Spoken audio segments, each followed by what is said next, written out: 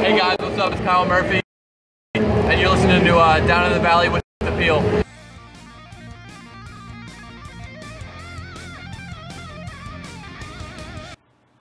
All right, it looks like we're ready to rock and roll. Good afternoon, ladies and gentlemen, and welcome to another episode of Down in the Valley. This is now episode number 12, and today we're going to be talking about the home opener, obviously. But first, let's go ahead and again, I introduce myself. My name is Edson Ochoa, if you are new here around here. And you're listening to Down in the Valley, part of the BGN network, the Beautiful Game Network. Be sure to check them out at bgn.fm. On their Twitter, follow them at the BGNFM.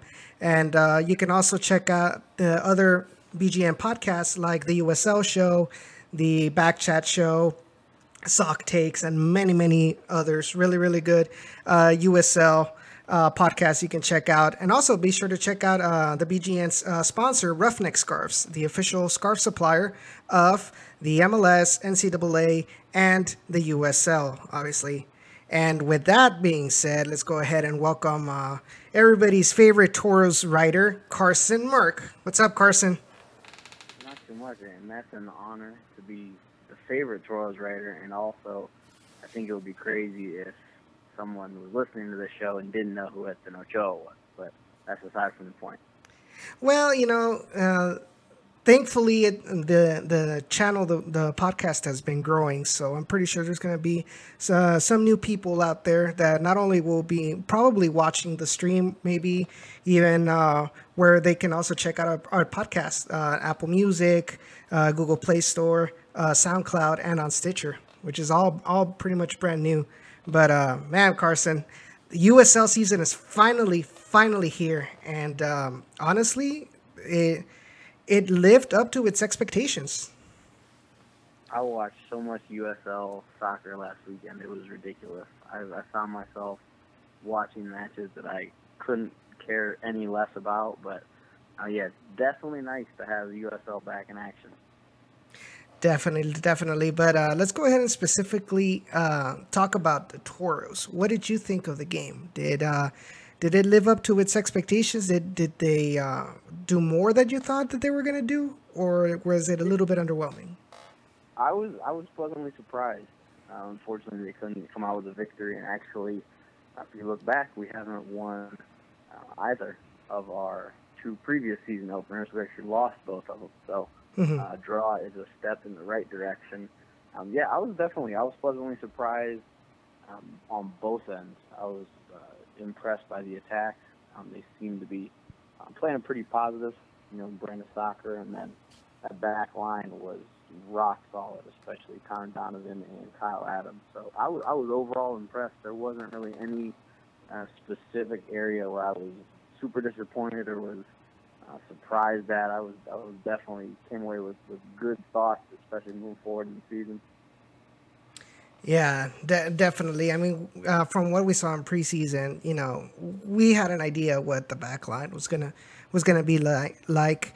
But the surprise was actually that Gerson Echeverry actually started Saldivar, and when he had barely been announced, I think like a couple of days before. Yeah, he looked good. He was one where I'd like to consider myself, like you said, a pretty decent writer. I had no idea who he was. But going into it with, I guess, no expectations, I was very pleasantly surprised by him. He did a good job moving the ball forward from that midfield, so the Pablo Aguilar. But, yeah, Salvador was good. And, again, like you said, when I saw that, I was like, okay, kind of a random, insertion in the lineup. But apparently Gerson knows what he's doing because he played well. Well, I think the day that it was announced, I'm guessing it was like a fan or somebody who follows Argentine soccer, because I think it was actually the day of it was last week exactly, because it was during the podcast that I was doing with Sean, that I received the notification, and they actually sent a YouTube link from some of his highlights, and I think he looked really really good, and so hopefully he was able to bring some of that with RGV. And honestly, I did see some of that spark that they told me he had, and I really really enjoyed how he played. It might take a little while for Todd to get used to having somebody that's more attack oriented beside him in the midfield, because he's usually played next to Jorginho James, but so far they looked pretty decent. Yeah, I think the midfield did an especially good job in those tight areas where you get a pass either from the back line or even from Todd Wharton, who's playing a little deeper, and rather than get dispossessed, Aguilar and Salvador both were able to. That's going to be really confusing all season saying both of those names next to each other, but they both did a good job of keeping the ball, making a move, get past that initial defender, and then get towards that back line, because the more you're able to pressure the back line, everything kind of opens up. Yeah, definitely. So let's go ahead. And let's go over the starting 11. I'm sure you'll like this if you're probably watching the stream right now. Okay, so we had a goalkeeper. It was actually a surprise because we thought that it was going to be Matt Sanchez who was going to start in the goalkeeper position, but no, it was actually Nico Cordy who started in the goalkeeper, and honestly, he did really good. He had that huge save. I don't remember exactly who shot that, from St. Louis, but it was a beautiful diving save. I think it was Herzog, but I could be wrong. But yeah, no, that was definitely a serious save, and I'm kind of surprised it wasn't up for save of the week. No, honestly, yes. I saw it. I think they released it today, and I was extremely mad because there was minimum, like I posted, there was like a minimum of 2 saves that did make the save of the week list that I felt that were not as spectacular or difficult than Nico Cordy's. But I mean, I just feel like they kind of push away the Toros. At least that's my personal feel. Yeah, they even had that former Toro, that bum Callum Irving up there. Callum Irving, yeah. Well, that was actually that was actually a spectacular save. It was a good save, but I think he gave up 4 goals. I think I would have disqualified him based on that.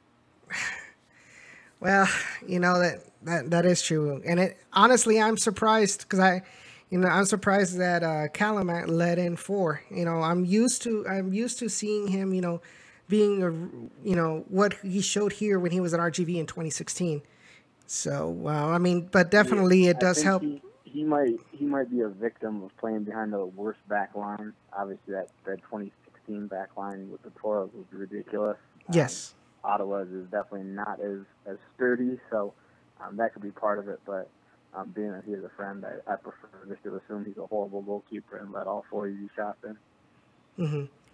Yeah, but I mean, thankfully we actually don't have just one, but 2 good goalkeepers, and that's what Gerson was talking about last week. To have some sort of competition between all positions, and it's gonna be. I think he said the term he used was gonna be hell to try to figure out who is gonna start, because both of them are just really really good. It's nice, and it even goes back to, again, always going back to the glory days of 2016, like a decade ago. Even back then, you had Devin Perales and Callum. So both of those guys, I was confident when you put them in goal. Last year, Borja was pretty solid. Marco Carducci, not so much. He didn't really have that last year, but definitely it's good to have 2 good goalkeepers rather than 0. Yeah, honestly. So what is I want to hear your point of view on the St. Louis goal. It was, I honestly thought it was an own goal the first, 5 times I watched it, but then I guess, he did kind of make the little acrobatic finish there. It's just one of those, set-piece defense. I don't think there was a huge error on the Toros' part. Sometimes set pieces especially, they happen. The goals are going to be scored on those. Teams practice them all the time. Obviously, you have the first shot hit the post and then, bounce right back in front. So I think it was unfortunate. It wasn't one where I was, disturbed by a horrible, lapse in marking or anything like that. I think it was a good goal. It sucks, but it happens. Yeah, I just, at least I felt that Nico Cordy could have had more of a command of that 6-yard box. I just felt that, I think is my point of view, that you cannot let an attack hit the ball inside your 6-yard box. And he got lucky on the first one that it hit the crossbar. But the unlucky part was that the rebound went where there was a St. Louis attacker right there. So, man, I was really excited that we were gonna get the 3 points, and then just 5 minutes later, boop, oh no. That is the worst feeling as a soccer fan and as, I assume, a soccer player. Yeah, definitely. So, and then we talked about, as well as the defenders, we had Kai Green, Connor Donovan, Kyle Adams, and Derek Luke. And honestly, I did see an improvement in Derek Luke. I felt that he was a little bit more nimble, and he did not, how can I say it? He did not lose his marker that easily. And I noticed, and I think you talked about that on Twitter when you were tweeting with Dynamo Theory about Kai Green. He did not move up as much this game as we're really used to. Yeah, that was, you see with Kai Green, who I did a player profile on earlier this week, his first priority is clearly defender. But he typically is a guy who really gets involved in the attack, being as crazy athletic as he is. He's definitely an asset moving forward. But yeah, watching that match, didn't get forward a ton, but it didn't seem to hurt the team. And Derek Luke played well. Obviously, I didn't see a ton of him in the preseason, but no glaring errors on his part. Really, there wasn't really any glaring errors on anyone in the defense, in my opinion. Yeah, definitely. I think one of the points that Gerson talked about last week when we had him on the show.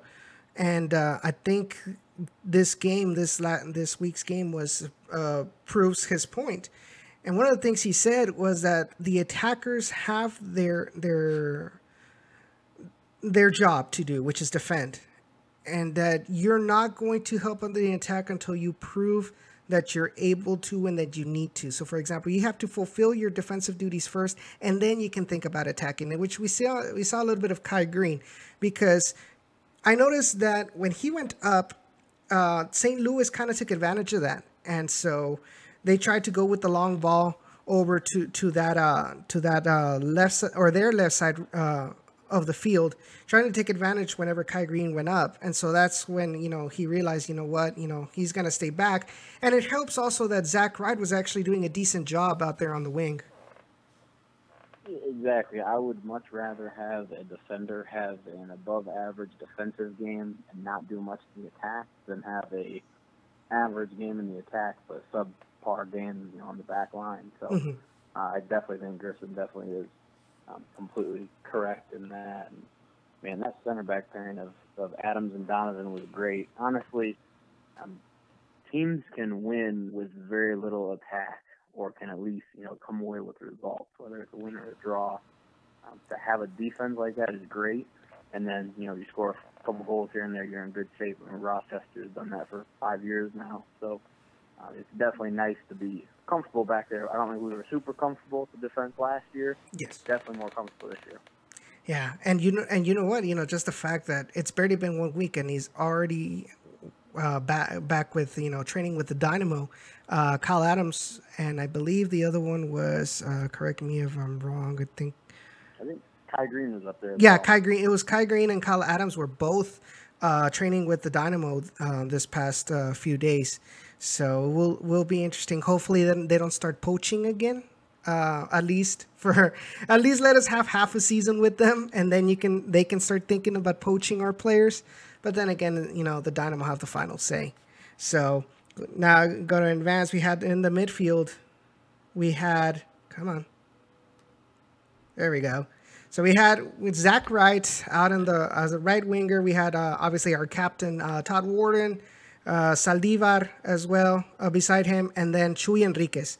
Chuy Enriquez, man, the fight that he brings to this team is phenomenal. I am extremely surprised at what he brings to the table.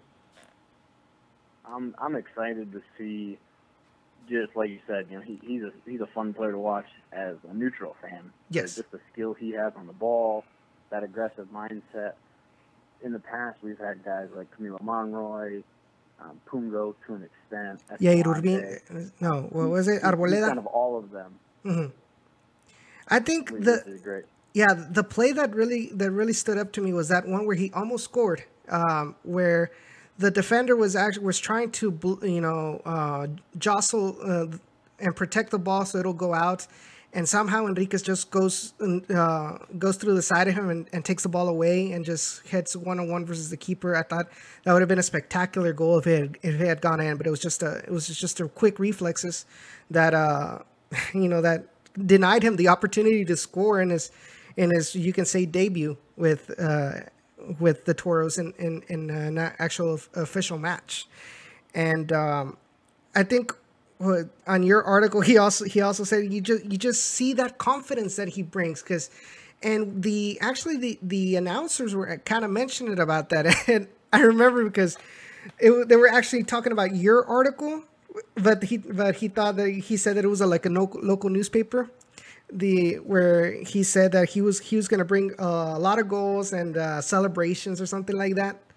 So yeah, I was sitting there watching that match, and I heard that, and for a second I was like, oh, that's a good quote, and I was like, man, that quote sounds awful familiar. So I'm getting up there in years. I'm 26 now, so I was like, let me look back at the article. So as he's talking, I looked back at the article, I was like, oh, sure as heck, that was my quote. But honest mistake from Mike Watts first week. He's a great announcer in the USL, but Chewy is, like you said, that play before. Mm-hmm. Obviously, it's a skillful play, but it's an effort play. Yes. Those plays happen throughout a match. He easily could have just looked at that and said, okay, ball's going to roll over the end line, they're going to get a goal kick. But, playing in front of the home crowd, I think he wanted to, make an impression, mm-hmm. Beats the defender to the end line and has a heck of a shot from a tough angle. Yeah. And so then our final portions, we have Pablo Aguilar and as well as Delgado, who is actually a Spaniard. His name is, where are you? I just saw you right now. It just says Delgado. That seems legit. But he was another player that surprised everybody because I had not heard about him, and then he made it to the starting 11. And I don't know what your opinion is, but I think that Delgado was kind of didn't really come out. It was just you didn't really see a lot of plays from him. It was mostly, and I think he was the one that where he tripped or he slipped. It was Zach Wright crosses the ball to him and he slips before he can make a good contact with the ball. But I think that was pretty much it for what I had seen from him. Yeah, I think Delgado's big thing was he was maybe a little tentative. He was more so waiting for delivery from Aguilar and the other guys in the midfield, mm-hmm. rather than maybe trekking back a little bit and needing to create his own opportunity. I Hello.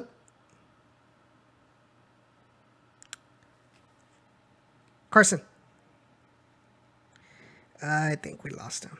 All right, hold on. Let me call you back right now. Hold on. So right now we have 4 people watching. We have 4 people watching right now. So be sure to participate in the chat if you guys have any questions or anything you want to talk about on the show. Carson, are you there? I am here. Okay, yeah. For some reason, I completely lost you. What were we mentioning about Delgado? Yeah, I was saying Delgado. I think he was pretty good in limited time. Like you said, he didn't make a huge impact on the match, but I think he'll be good going forward. I think he just needs to maybe build some confidence up. But I also like Jordan Jones, who came on for him, in that number 9 role as well. I think he could be a pretty strong striking option. Yes. Yeah. So you had Jones that came in as a substitute. You had Victor as well, who came in for Chuy Enriquez. And who else went? Oh, of course, John Montaño. He was the one who gave the assist like 5 minutes after he came in to Pablo Aguilar. I really enjoyed that play. How he used his pace to get past. Just that one touch. He was able to get that defender behind him, and able to find Pablo Aguilar. But man, also Pablo Aguilar, even though the cross was a little bit behind him, he was able to control it in a way that was actually worked in his advantage. Yeah, he's definitely that. I think it's going to be Aguilar's one of his top skills is controlling the ball in close areas. Like you said, perfect touch around that defender. Not a perfect cross, but perfect touch, great shot, and yeah. Montaño, he did not waste time in making an impact. That dude's got some serious speed. Yeah, hopefully, that's a little tidbit of what's yet to come in this season. That they can get better.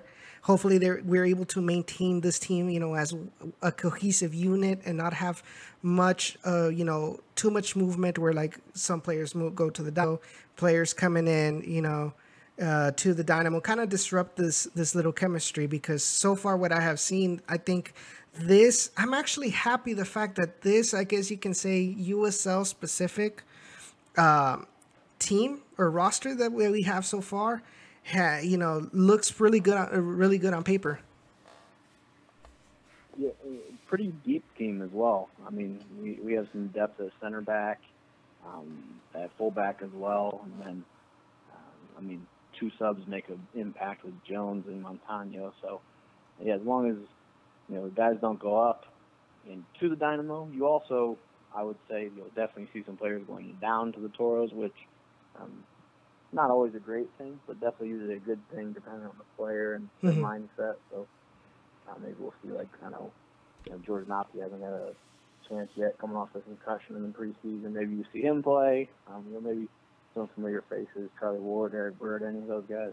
Yeah, but they're gonna have to fight for their spot, honestly, because or if these players that we have for some reason they start losing or kind of that motivation that they have, that spark, they fall into a slump, then that might be useful, kind of to not let their guard down, I can say.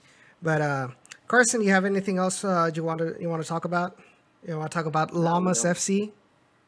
Yeah, we don't have a stupid match this weekend. I don't know why we have a bye after the first week and then play at 10 a.m. next week. But yeah, no, I got not much. Check out the player feature I did with Kai Green early in the week. He's definitely doesn't lack confidence, which I like in a defender. He said he's down to lock down any offensive player he goes against, which is great. And then the Bull and the Torns, of course, today, because today is Wednesday.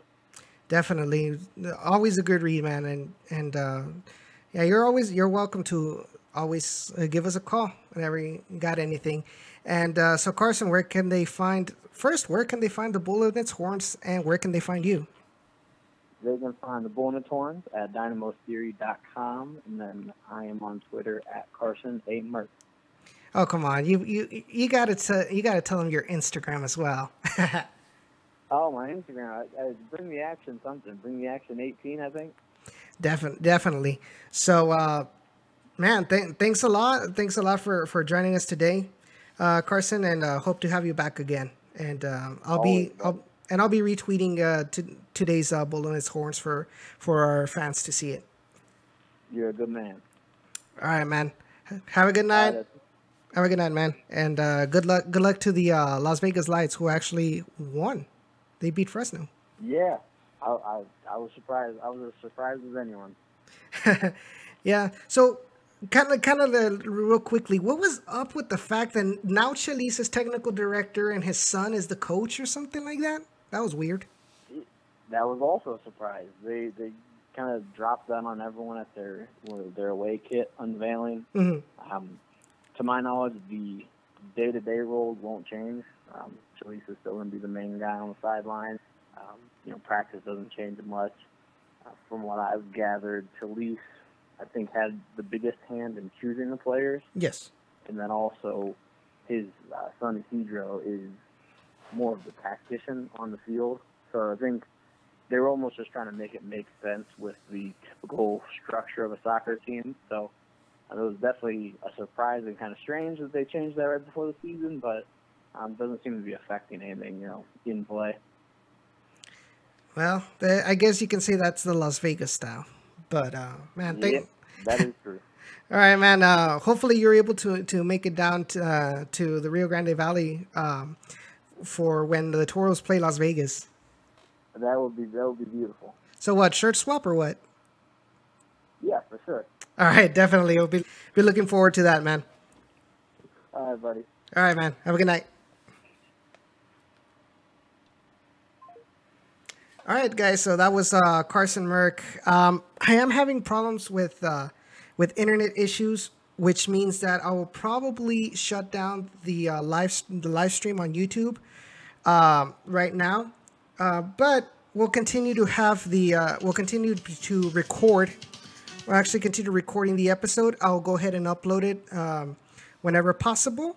And then you can also find it on SoundCloud and all the other social medias. So we're actually going to have Ray Silva on. So let me just go ahead. I'm just going to go ahead and cancel the live stream. And hopefully next week we're going to have the better luck with the internet. But we're going to continue with the local recording. So be sure to check us out. If you haven't subscribed, go ahead and subscribe so you can get notifications when I actually upload the video. So